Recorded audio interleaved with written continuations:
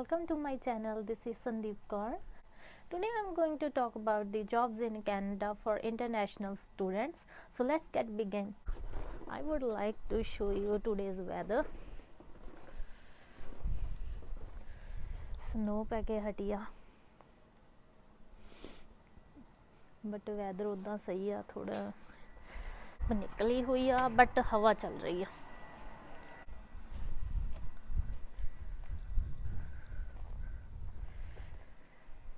लोग हुण बाहर नहीं निकल रहे हैगे क्योंकि करोना रिस्ट्रिक्शनस लगियां हुई ने, बहुत घट निकलते आ। मैं गल करदी सी jobs in Canada for international students. Jobs इत्थे काफ़ी तरह दियां मिल जांदियां ने स्टूडेंट्स नूं जदों इत्थे कैनेडा दे विच एंटर करदे आ। जॉब्स ਦੀਆਂ कैटागरीज वाइज गल करिए तो इत्थे जिहड़ी सब तो बेस्ट जॉब्स आ जिवें कि सिक्योरिटी गार्ड दी जॉब, ये वालियां जॉब्स लाइसेंस जॉब्स आ जांदियां।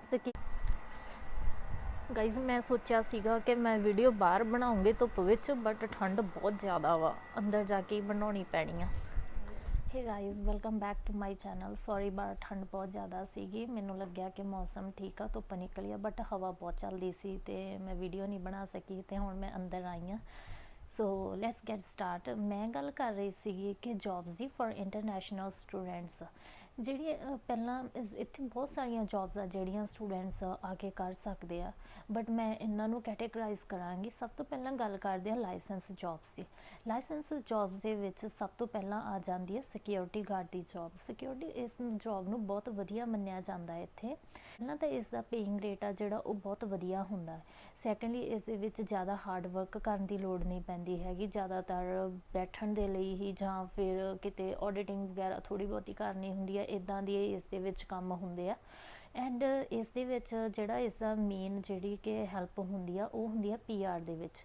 ਅਗਰ ਅਸੀਂ ਕੰਪਨੀ ਦੇ ਵਿੱਚ ਲੱਗੇ ਰਹਿੰਦੇ ਆ ਐਂਡ ਜੌਬ ਨੂੰ ਪਾਰਟ ਟਾਈਮ ਤੋਂ ਲੈ ਕੇ ਫੁੱਲ ਟਾਈਮ ਤੱਕ ਕੰਟੀਨਿਊ ਰੱਖਦੇ ਆ, ਨਹੀਂ ਛੱਡਦੇ ਹੈਗੇ ਜੌਬ ਨੂੰ ਇਨ ਬਿਟਵੀਨ, ਤਾਂ ਇਹ ਜਿਹੜੀ ਜੌਬ ਆ ਇਸ ਦੀ ਸੁਪਰਵਾਈਜ਼ਰ ਪੋਜੀਸ਼ਨ ਆ ਉਹ B ਗ੍ਰੇਡ ਦੇ ਵਿੱਚ ਆ ਜਾਂਦੀ ਆ ਐਂਡ ਫਿਰ PR ਈਜ਼ਲੀ ਮਿਲ ਜਾਂਦੀ ਆ। ਇਸ ਦੀ ਜਿਹੜੀ ਫੀਸ ਆ ਉਹ ਅਰਾਊਂਡ $300 to $350 ਲੱਗ ਜਾਂਦੇ ਆ। ਇਸ ਦੇ ਵਿੱਚ ਟ੍ਰੇਨਿੰਗ ਵੀ ਹੁੰਦੀ ਆ ਜਿਸ ਦੇ ਵਿੱਚ ਫਸਟ ਏਡ ਦੀ ਸਾਰੀ ਡਿਟੇਲ ਦਿੱਤੀ ਜਾਂਦੀ ਆ ਐਂਡ ਫਿਰ ਇਸ ਤੋਂ ਬਾਅਦ ਪੇਪਰ ਹੁੰਦਾ ਹੈ ਐਂਡ ਪੇਪਰ ਦੇ ਵਿੱਚ ਵੀ 60 ਕੁਐਸਚਨਸ ਆਉਂਦੇ ਆ ਐਂਡ 33 ਤੱਕ ਕਲੀਅਰ ਹੋ ਜਾਂਦਾ। ਬਹੁਤ ਈਜ਼ੀ ਪੇਪਰ ਹੁੰਦਾ ਇਸ ਦਾ, ਥੋੜ੍ਹੀ ਬਹੁਤੀ ਨੌਲੇਜ ਚਾਹੀਦੀ ਹੁੰਦੀ ਆ, ਜ਼ਿਆਦਾ ਵੀ ਸਟੱਡੀ ਕਰਨ ਦੀ ਲੋੜ ਨਹੀਂ ਪੈਂਦੀ ਹੈਗੀ। ਇਸ ਦੇ ਵਿੱਚ ਜੇ ਇਸ ਦੀਆਂ ਡਿਸਐਡਵਾਂਟੇਜਸ ਦੀ ਗੱਲ ਕਰੀਏ ਤਾਂ ਇਹੀ ਆ ਕਿ ਇੱਕ ਤਾਂ ਸਰਦੀਆਂ ਦੇ ਵਿੱਚ ਇਹ ਜੌਬ ਕਰਨੀ ਕਾਫੀ ਹਾਰਡ ਹੋ ਜਾਂਦੀ ਹੈ because of weather conditions. Secondly ਇਸ ਦੀ ਲੋਕੇਸ਼ਨ ਆ ਜਿਹੜੀ ਉਹ ਡੇਲੀ ਬੇਸਿਸ 'ਤੇ ਚੇਂਜ ਹੁੰਦੀ ਰਹਿੰਦੀ ਆ। ਉਹ ਸ਼ੁਰੂਆਤ ਦੇ ਵਿੱਚ ਕਦੇ ਵੀ ਇੱਕ ਜਗ੍ਹਾ 'ਤੇ ਨਹੀਂ ਭੇਜਦੇ ਹੈਗੇ, ਅਲੱਗ-ਅਲੱਗ ਲੋਕੇਸ਼ਨਸ ਦੇ ਵਿੱਚ ਜਿੱਥੇ ਰਿਕੁਆਇਰਮੈਂਟ ਆਉਂਦੀ ਆ ਉਸ ਦੇ ਅਕੋਰਡਿੰਗ ਹੀ ਆਪਣੇ EMPLOYEES ਨੂੰ ਉੱਥੇ ਭੇਜਦੇ ਆ। ਸੈਕਿੰਡ ਨੰਬਰ 'ਤੇ ਜੌਬ ਆ ਜਿਹੜੀ ਉਹ ਹੈਗੀ ਆ ਫੋਕਲਿਫਟ ਦੀ ਜੌਬ। ਇਸ ਜੌਬ ਦੇ ਵਿੱਚ ਬॉयਜ਼ ਆ ਜਿਹੜੇ ਉਹ ਬਹੁਤ ਕੰਮ ਕਰਦੇ ਆ। ਇਸ ਦੇ ਲਈ ਲਾਇਸੈਂਸ ਬਣਾਉਣਾ ਪੈਂਦਾ ਹੈ। ਇੱਕ ਮਸ਼ੀਨ ਆ ਜਿਹੜੀ ਵੇਅਰ ਹਾਊਸ ਦੇ ਵਿੱਚ ਯੂਜ਼ ਕੀਤੀ ਜਾਂਦੀ ਆ ਸਕਿਡਸ ਨੂੰ ਇੱਕ ਜਗ੍ਹਾ ਤੋਂ ਦੂਸਰੀ ਜਗ੍ਹਾ ਮੂਵ ਕਰਨ ਦੇ ਲਈ ਐਂਡ ਟਰੱਕ ਵਗੈਰਾ ਦੇ ਵਿੱਚ ਵੀ ਜਿਹੜਾ ਸਮਾਨ ਲੋਡ ਕਰਦੇ ਆ ਉਹ ਫੋਕਲਿਫਟ ਦੀ ਹੈਲਪ ਨਾਲ ਹੀ ਕੀਤਾ ਜਾਂਦਾ ਹੈ। ਇਸ ਦੇ ਵਿੱਚ ਪੇਇੰਗ ਰੇਟ ਜਿਹੜਾ ਬਹੁਤ ਵਧੀਆ ਹੁੰਦਾ ਹੈ, $17-18 ਲੱਗਦਿਆਂ ਦੇ ਹੀ ਹੁੰਦੇ ਆ ਮੋਸਟ ਆਫ ਦੀ ਟਾਈਮ। ਇਸ ਦੇ ਵਿੱਚ ਆਵਰਸ ਆ ਜਿਹੜੇ ਉਹ ਵੀ ਬਹੁਤ ਵਧੀਆ ਲਗਵਾ ਦਿੰਦੇ ਆ ਐਂਡ ਇਹ ਸਿੰਧ ਦੇ ਉੱਪਰ ਜੌਬ ਮੋਸਟਲੀ ਮਿਲਦੀ ਆ but it's up to the company ਕਿ ਉਹ ਤੁਹਾਨੂੰ ਕਿੱਦਾਂ ਹਾਇਰ ਕਰਨਾ ਚਾਹੁੰਦੇ ਆ।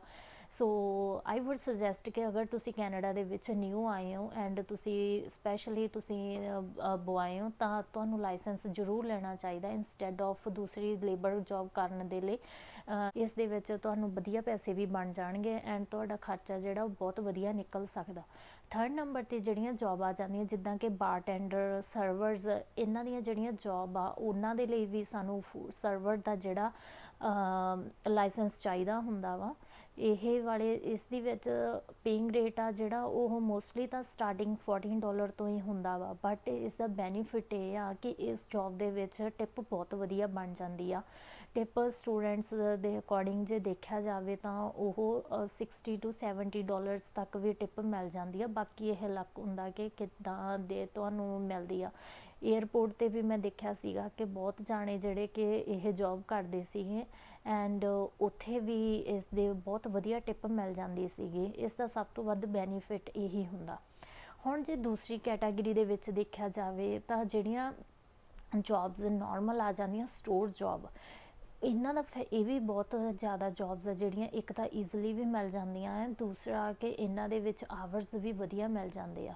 ਇਹ ਵਾਲੀਆਂ ਜੋਬਸ ਜਿਵੇਂ ਕਿ A&W ਹੋ ਗਿਆ, ਇਹ ਫੂਡ ਸਟੋਰ ਆ ਜਾਂਦੇ ਆ ਸਾਰੇ, A&W, ਮੈਕਡੋਨਲਡ, ਡੋਮੀਨੋਜ਼, ਹੋਰ ਬਹੁਤ ਇੱਥੇ ਗਿਣਤੀ ਦੇ ਵਿੱਚ ਨੇ ਜਿਨ੍ਹਾਂ ਦੇ ਉੱਪਰ ਜੋਬਸ ਆ। ਜਿਵੇਂ ਕਿ ਤੁਹਾਨੂੰ ਕੁੱਕ ਦੀ ਮਿਲ ਗਈ, ਜਾਂ ਫਿਰ ਤੁਹਾਨੂੰ ਪੀਜ਼ਾ ਦੇ ਉੱਪਰ ਡਿਲੀਵਰੀ ਬੁਆਏ ਹੋ ਗਏ, ਜਾਂ ਫਿਰ ਤੁਸੀਂ ਕੈਸ਼ੀਅਰ ਹੋ ਗਏ। ਕਿਸੇ ਵੀ ਤਰ੍ਹਾਂ ਦੀ ਜੋਬ ਜਿਹੜੀ ਕਿ ਉਹ ਤੁਹਾਨੂੰ ਉਹਨਾਂ ਦੀ ਰਿਕੁਆਇਰਮੈਂਟ ਦੇ ਅਕੋਰਡਿੰਗ ਮਿਲ ਜਾਂਦੀ ਆ। ਇਸ ਤੋਂ ਇਲਾਵਾ ਜਿਵੇਂ ਹੋਰ ਜੋਬਸ ਆ ਜਾਂਦੀਆਂ ਪਾਰਟ ਟਾਈਮ ਦੇ ਵਿੱਚ, ਵਾਲਮਾਰਟ ਦੇ ਵਿੱਚ ਬਹੁਤ ਹਾਇਰਿੰਗ ਚੱਲਦੀ ਰਹਿੰਦੀ ਆ, ਉਸ ਦੇ ਵਿੱਚ ਬਹੁਤ ਧਿਆਨ ਰੱਖਣਾ ਚਾਹੀਦਾ ਹੈ। ਇੱਕ ਤਾਂ ਇਹ ਜੋਬ ਆ ਜਿਹੜੀ ਫੁਲਫਿਲਮੈਂਟ ਸੈਂਟਰ ਦੇ ਵਿੱਚ ਮਿਲ ਜਾਂਦੀ ਆ, ਬਹੁਤ ਈਜ਼ੀ ਵੀ ਕੰਮ ਹੁੰਦਾ ਹੈ। ਸੈਕੰਡਲੀ ਇਹਨਾਂ ਦੇ ਜਿਹੜਾ ਪੇਇੰਗ ਰੇਟ ਆ ਉਹ ਵੀ ਬਹੁਤ ਵਧੀਆ ਵਾ। ਇੱਕ ਇਹਦੇ ਵਿੱਚ ਕੀ ਹੁੰਦਾ, ਬੈਨੀਫਿਟ ਇਹ ਹੋ ਜਾਂਦਾ ਕਿ ਜਦੋਂ ਤੁਹਾਡੇ 3 ਮੰਥ ਪੂਰੇ ਹੋ ਜਾਂਦੇ ਆ ਤਾਂ ਫਿਰ ਜਿਹੜਾ ਤੁਹਾਨੂੰ 25% ਡਿਸਕਾਊਂਟ ਮਿਲਣ ਲੱਗ ਜਾਂਦਾ ਗਰੋਸਰੀ ਦੇ ਉੱਪਰ ਵੀ। ਸੋ ਇਹਦੇ ਵਿੱਚ ਇੱਕ ਇਹ ਹੁੰਦੀਆਂ ਕਿ ਇਹ ਤੁਹਾਨੂੰ ਛੇਤੀ ਕਿਤੇ ਜੋਬ ਤੋਂ ਮਨਾ ਨਹੀਂ ਕਰਦੇ ਹੈਗੇ। ਆਵਰਸ ਜ਼ਰੂਰ ਥੋੜ੍ਹੇ ਬਹੁਤੇ ਉੱਪਰ ਨੀਚੇ ਕਰ ਦਿੰਦੇ ਆ, ਬਟ ਜੋਬ ਆ ਜਿਹੜੀ ਇਹ ਤੁਹਾਡੀ ਲੌਂਗ ਟਰਮ ਤੁਹਾਡੇ ਕੋਲੇ ਰਹਿੰਦੀ ਆ, ਛੇਤੀ ਨਹੀਂ ਹਟਾਉਂਦੇ ਹੈਗੇ।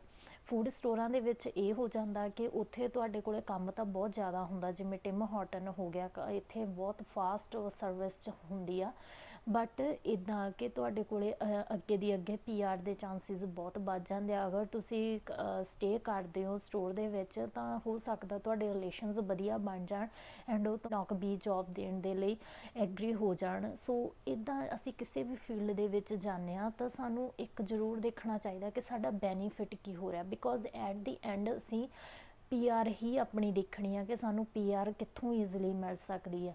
ਸੋ ਮੈਂ ਸਾਰਿਆਂ ਨੂੰ ਇਹੀ ਸੁਜੈਸਟ ਕਰਦੀ ਹੁੰਦੀ ਹਾਂ ਕਿ ਜੋਬ ਆ ਜਿਹੜੀ ਉਹ ਜਲਦ ਸਵਿਚ ਕਰੋ, ਕਿਉਂਕਿ ਹੋ ਸਕਦਾ ਤੁਹਾਡਾ ਰਿਲੇਸ਼ਨਸ ਆ ਜਿਹੜੇ, ਜਾਂ ਫਿਰ ਤੁਹਾਡੇ ਕੰਮ ਨੂੰ ਦੇਖ ਕੇ ਕੰਪਨੀ ਇੰਪ੍ਰੈਸ ਹੁੰਦੀ ਹੋਵੇ। ਸੋ ਤੁਹਾਨੂੰ ਜੋਬਸ ਬਹੁਤ ਈਜ਼ੀਲੀ ਤੁਹਾਨੂੰ ਨੌਕਰੀ ਆ ਜਿਹੜੀ ਉਹ ਈਜ਼ੀਲੀ ਮਿਲ ਪਾਰਟ ਟਾਈਮ ਤੋਂ ਬਾਅਦ ਤੁਸੀਂ ਫੁੱਲ ਟਾਈਮ ਹੋ ਕੇ।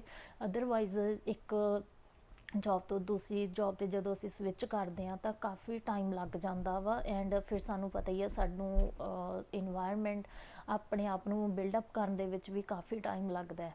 3rd ਨੰਬਰ 'ਤੇ ਜਿਹੜੀਆਂ ਜੋਬਸ ਆ ਜਾਂਦੀਆਂ ਜਿਵੇਂ ਸਕਿਪ ਦਾ ਡਿਸ਼ਿਜ਼ ਹੋ ਗਏ, ਉਬਰ ਹੋ ਗਈ, ਲਿਫਟ ਹੋ ਗਈ। ਇਹ ਅਗਰ ਤੁਹਾਡੇ ਇਹ ਕਾਰ ਹੈਗੀ ਆ ਐਂਡ ਤੁਸੀਂ ਆ ਕੇ ਲਾਇਸੈਂਸ ਬਣਾ ਲਿਆ ਸੀਗਾ ਤਾਂ ਇਹ ਜੋਬ ਉਹਨਾਂ ਦੇ ਲਈ ਬੈਸਟ ਰਹਿੰਦੀ ਆ। ਹਾਂ, ਇਸ ਦੇ ਵਿੱਚ ਆਵਰਸ ਜ਼ਰੂਰ ਕਾਊਂਟ ਹੁੰਦੇ ਆ, ਉਹ ਤੁਹਾਡੇ ਸਿਨ ਦੇ ਉੱਪਰ ਹੀ ਜਾਂਦੇ ਆ। ਕਈ ਵਾਰੀ ਸਟੂਡੈਂਟਸ ਪੁੱਛਦੇ ਹੁੰਦੇ ਆ ਕਿ ਜੇ ਅਸੀਂ ਇੱਦਾਂ ਦੀਆਂ ਜੋਬਸ ਕਰਦੇ ਹਾਂ ਤਾਂ ਕੀ ਉਹ ਸਾਡੇ ਸਿਨ ਦੇ ਉੱਪਰ ਕਾਊਂਟ ਹੁੰਦੀਆਂ ਨੇ? ਯੈਸ ਗਾਈਜ਼, ਜਿਹੜੀਆਂ ਤੁਸੀਂ ਜੋਬਸ ਉਬਰ, ਸਕਿਪ ਦਾ ਡਿਸ਼ਿਜ਼ ਵਗੈਰਾ ਜਾਂ ਲਿਫਟ ਚਲਾਉਂਦੇ ਹੋ ਤਾਂ ਯੈਸ ਇਹ ਤੁਹਾਡੇ ਸਿਨ ਦੇ ਉੱਪਰ ਕਾਊਂਟ ਹੁੰਦੀਆਂ ਨੇ, ਐਂਡ ਐਟ ਦਾ ਐਂਡ ਤੁਸੀਂ ਆ ਕੇ ਇਸ ਦਾ ਟੈਕਸ ਆ ਜਿਹੜਾ ਉਹ ਪੇ ਕਰਨਾ ਹੁੰਦਾ। ਟੂ ਫਰਦਰ ਤਾਂ ਜੋਬਸ ਆ ਜਾਂਦੀਆਂ ਜਨਰਲ ਲੇਬਰ ਦੀਆਂ, ਜਿਹੜੀਆਂ ਵੇਅਰ ਹਾਊਸਿਸ ਦੇ ਵਿੱਚ ਮਿਲ ਜਾਂਦੀਆਂ ਨੇ। ਇਹ ਵਾਲੀਆਂ ਜੋਬਸ ਆ ਜਿਹੜੀਆਂ ਇਹ ਜਿਵੇਂ ਇੰਸਟੈਂਟ ਜੋਬਸ ਹੁੰਦੀਆਂ ਨੇ ਕਿ ਸਾਨੂੰ ਈਜ਼ੀਲੀ ਮਿਲ ਜਾਂਦੀਆਂ ਨੇ ਕਿਉਂਕਿ ਅਸੀਂ ਏਜੰਸੀਜ਼ ਦੇ ਵਿੱਚ ਰਜਿਸਟਰ ਕਰਵਾਇਆ ਹੁੰਦਾ, ਪਰ ਇਹਨਾਂ ਦੀ ਕੋਈ ਗਰੰਟੀ ਨਹੀਂ ਹੁੰਦੀ ਹੈਗੀ ਕਿ ਤੁਹਾਨੂੰ ਕਿੰਨੇ ਟਾਈਮ ਦੇ ਲਈ ਰਹਿਣਗੀਆਂ। ਹੋ ਸਕਦਾ ਅੱਜ ਤੁਹਾਨੂੰ ਬੁਲਾ ਲਿਆ, ਕੱਲ੍ਹ ਨੂੰ ਨਾ ਬੁਲਾਉਣ।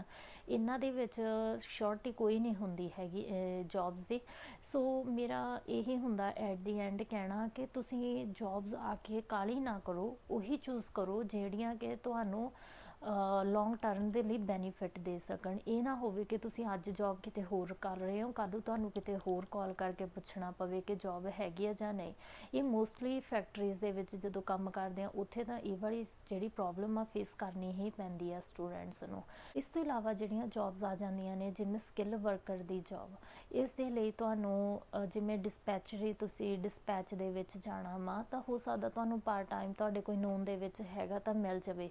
ਹਾਂ, ਅਗਰ ਤੁਹਾਡੇ ਕੋਲੇ ਕੰਪਿਊਟਰ ਸਕਿੱਲਸ ਵਧੀਆ ਨੇ ਜਾਂ ਨਹੀਂ ਹੈਗੀਆਂ, ਤੁਸੀਂ ਸਿੱਖ ਸਕਦੇ ਹੋ, ਤਾਂ ਮੈਂ ਸੁਜੈਸਟ ਕਰੂੰਗੀ ਕਿ ਡੈਫੀਨੇਟਲੀ ਤੁਹਾਨੂੰ ਇਹਨਾਂ ਜੋਬਸ ਦੇ ਵਿੱਚ ਜਾਣਾ ਚਾਹੀਦਾ ਕਿਉਂਕਿ ਇਹਨਾਂ ਦੇ ਵਿੱਚ ਫਿਊਚਰ ਵੀ ਬਹੁਤ ਵਧੀਆ ਹੈ ਐਂਡ ਸੈਕੰਡਲੀ ਇਹਨਾਂ ਦੇ ਵਿੱਚ ਪੇ ਰੇਟ ਵੀ ਬਹੁਤ ਵਧੀਆ ਹੁੰਦਾ। ਐਟ ਦੀ ਐਂਡ ਆ ਕੇ ਤਾਂ ਅਸੀਂ ਸਾਰਿਆਂ ਨੇ PR ਦੇ ਲਈ ਹੀ ਸੋਚਣਾ ਹੁੰਦਾ। ਸੋ ਪਹਿਲਾਂ ਤੋਂ ਹੀ ਅਸੀਂ ਕਿਉਂ ਨਾ ਉਸ ਦੇ ਬਾਰੇ ਸੋਚੀਏ ਜਿਸ ਦਿਨ ਅਸੀਂ ਕੈਨੇਡਾ ਦੇ ਵਿੱਚ ਐਂਟਰ ਹੋ ਜਾਂਦੇ ਹਾਂ। ਬਹੁਤ ਸਾਰੇ ਸਟੂਡੈਂਟਸ ਲੇਜ਼ੀ ਰਹਿੰਦੇ ਆ ਕਿ ਠੀਕ ਆ ਹਜੇ ਅਸੀਂ ਪੜ੍ਹਨਾ ਆ ਫਿਰ ਸੋਚਾਂਗੇ। ਨਹੀਂ, ਤੁਹਾਡੀ ਸਟੱਡੀ ਬਹੁਤ ਜਲਦੀ ਕੰਪਲੀਟ ਹੋ ਜਾਣੀ ਆ ਐਂਡ ਤੁਹਾਡੇ ਪਤਾ ਵੀ ਨਹੀਂ ਲੱਗਣਾ ਕਿ ਤੁਸੀਂ ਆਪਣਾ ਇਹ ਟਾਈਮ ਪੀਰੀਅਡ ਤੁਹਾਡਾ ਕੰਪਲੀਟ ਹੋ ਗਿਆ। ਸੋ ਵਾਈ ਨਾਟ ਅਸੀਂ ਇਸ ਨੂੰ ਪ੍ਰੋਪਰ ਵੇ ਦੇ ਨਾਲ ਯੂਟੀਲਾਈਜ਼ ਕਰੀਏ। ਸੋ ਐਟ ਦੀ ਐਂਡ ਮੈਂ ਸਾਰਿਆਂ ਨੂੰ ਇਹ ਕਹੂੰਗੀ ਕਿ ਆਪਣਾ ਟਾਈਮ ਇਨਵੈਸਟ ਕਰਕੇ ਜੋਬਸ ਆ ਜਿਹੜੀਆਂ ਉਹਨਾਂ ਨੂੰ ਥੋੜ੍ਹਾ ਟਾਈਮ ਦੇ ਕੇ ਲੱਭੋ, ਤੁਹਾਨੂੰ ਜੋਬ ਇੱਥੇ ਵਧੀਆ ਜ਼ਰੂਰ ਮਿਲ ਜਾਊਗੀ। And that's all from my side. Thank you so much for watching this video.